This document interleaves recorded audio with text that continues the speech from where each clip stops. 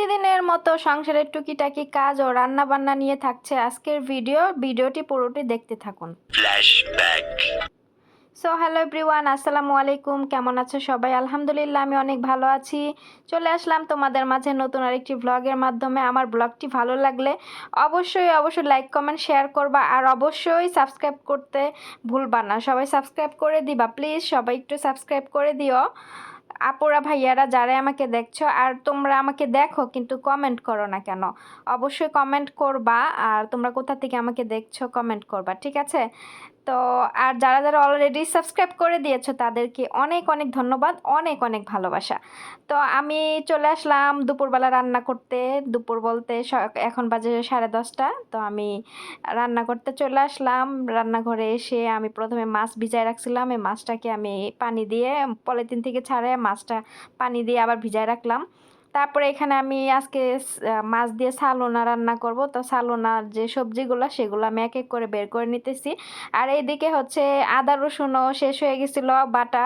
আদা রসুন যে আমি ব্লেন্ডার করে রাখি ওইটাও শেষ হয়ে গেছে, আর ওইটা আমার এখন ব্লেন্ডার করতে হবে। তো এই আদা রসুন রান্নার সময় যদি আদা রসুন দেখি যে শেষ হয়ে গেছে, ওইটা ব্লেন্ডার করতে হয়, ওই জিনিসটা আমার বেশি প্যারা লাগে।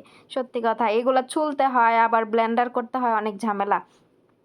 তারপরে কি করার, আমি তো আদা রসুন ছাড়া আমি রান্না করতেই পারি না, আমি রান্না করতে পছন্দও করি না। আর আমার কাছে এই আদা রসুন ছাড়া রান্না করলে মানে খাবারের যে সুন্দর একটা মানে সৌন্দর্য, এটা আমার কাছে ভাল লাগে না। মনে হয় যে খাবারের সৌন্দর্যই আসে না, এরকম মনে হয়। তারপরে এই যে দেখো, আমি হচ্ছে ফ্রিজ থেকে 3টা লাউ বের করে নিয়ে এসেছি। আমার ম্যাডাম যখন মাসের বাজার করছে তখন এটা হচ্ছে লাউ 3টা নিয়ে আসছে। আর এই লাউকে আরবিতে হচ্ছে লোক বলে।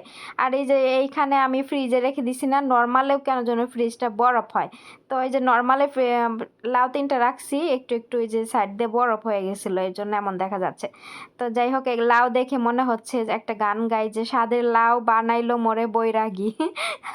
তো এটা আমি অবশ্য গান গাইতেছিলাম আর লাউগুলা তখন বের করতেছিলাম।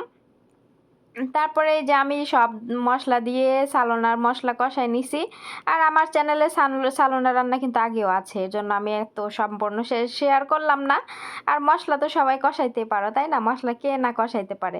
তো মশলা কষে সবজি দিয়ে আমি কষাইতেছিলাম। আর হচ্ছে সবজি এখনো দেই নাই, শুধু মানে এই সবজি আজকে আলু ছিল না, গাজর আর হলো লাউ আর বেগুন দিছি। তো গাজরটা পেঁয়াজ মরিচের সাথে আমি কষাই নিছি, আর লাউ আর আলুটা একটু পরে দিয়েছি কারণ এটা নরম সবজি, তাড়াতাড়ি সিদ্ধ হয়ে যাবে। এদিকে আমি মাছ ছোট ছোট করে পিস করে কেটে ভালো করে ধুয়ে নিছি। ধুয়ে এই যে সব ধরনের মশলা দিয়ে আমি এই যে মাখাই নিচ্ছি মাছগুলা। তো এগুলো আমি মাছগুলা এক চুলায় আমি তরকারি বসাই দিছি, আর এক চুলায় মাছগুলো আমি ভাইজা নিব। তো এই টুনা মাছ আসলে খাইতে কিন্তু অনেক মজা। হ্যাঁ, আমাদের বাংলাদেশে কিন্তু টুনা মাছ আছে। টুনা মাছের অনেক দাম বাংলাদেশে। এগুলো সামুদ্রিক মাছ, খাইতেও অনেক মজা লাগে। আর কাটা ছাড়া মাছ তো খাইতেও মজা লাগে। কিন্তু এই মাছটা দেখতে কিন্তু একদম আগে মনে হয়, রান্না করার আগে মনে হয় যে গরুর মাংসের মতো লাগে, তাই না? তো এই যে আমি মাছ এক পাশ ভাজা হয়ে গেছে, আরেক পাশ আমি উল্টায় দিচ্ছিলাম।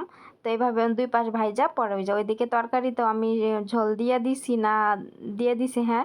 তো এই ঝোল একটু শুকাইলে তখন আমি মাছগুলা ভাজা হয়ে গেলে দিয়ে দিব। তো আমি আগে কি করতাম, আগে মাছ ভাইজা পরে তরকারি বসাইতাম, কিন্তু এখন আমি 2-3 চুলা একসাথে রান্না করি। এক চুলায় রান্না করতে করতে দেরি হয়ে যায় এর জন্য। আর ওইদিকে আমি চুলায় একটু পানি বসাইছি। একটা পানি দিয়ে হচ্ছে আমি আবার নিজের জন্য একটু শুটকিও রান্না করব আজকে। তো শুটকির ভিডিওটা আমি আলাদাভাবে আপলোড করব, সেটা অবশ্য তোমরা দেখে নিও যে আমি কিভাবে শুটকি রান্না করি। অবশ্যই চোখ রাখবা, ঠিক আছে, আমার সব ভিডিওতে।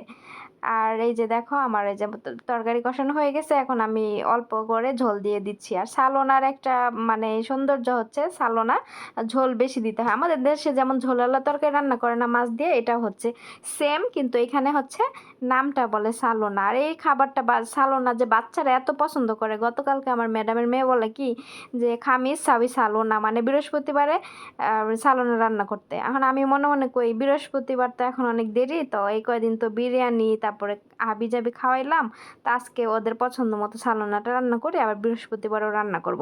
তো দুপুরে খাওয়া দাওয়া শেষ, আমি ওরে বলতেছি ম্যাডামের মেঝুমেকে, ওর নাম হচ্ছে রাহাবরে বলতেছি রাহাব, লিয়ম সাউই সালোনা ও খামিস সাউই বাদু সালোনা। পরে ও বলতেছে, ও মানে দাঁত সবগুলা বের করে মানে খুশিতে হাইসা দিছে। তারপরে আমি মানে এটার মানে হচ্ছে আমি বলছি যে আজকে ও সালোনা রান্না করছি, বৃহস্পতিবারও আমি হচ্ছে সালোনা রান্না করবো, তুই বলছস না তোর পছন্দ মতো রান্না করবো। তো বলতেছি যে আচ্ছা, তো আজকের ভিডিও এ পর্যন্তই, সবাই ভালো থাকো, সুস্থ থাকো, আল্লাহ হাফেজ।